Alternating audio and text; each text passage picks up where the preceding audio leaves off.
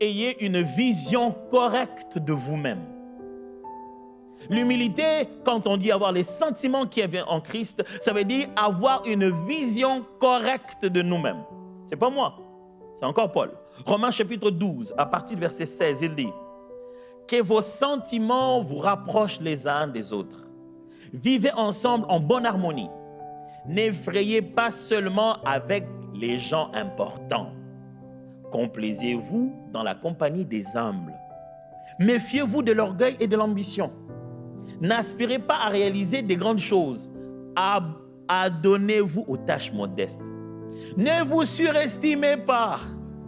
Ne soyez pas de ceux qui savent tout mieux que les autres.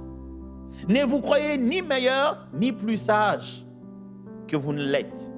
Et n'ayez pas outrecuidance de penser que vous avez déjà tout compris.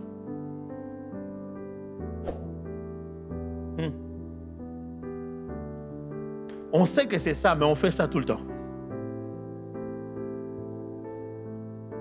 Il dit, ne pensez pas être ce que vous n'êtes pas. Mais je vous assure, celui qu'on voit dans le miroir et celui que nous-mêmes on pense être dans la tête sont toujours deux personnes. Moi, je vous le dis. Parce que moi, celui que je regarde dans le miroir, celui que j'ai dans la tête, je pense qu'il peut faire des grandes choses. Je me rappelle une fois, mon fils m'a amené dans un lieu où on devait sauter sur la trampoline et tout. Celui que j'avais dans la tête saute sur la trampoline.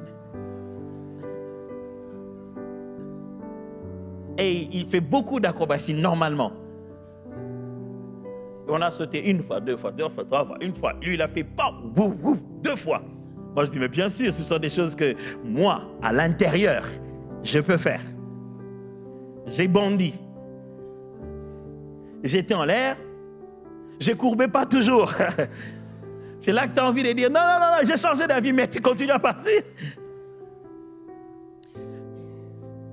Est-ce que vous êtes vraiment qui vous êtes ou vous nous faites croire que vous êtes ce que vous n'êtes même pas?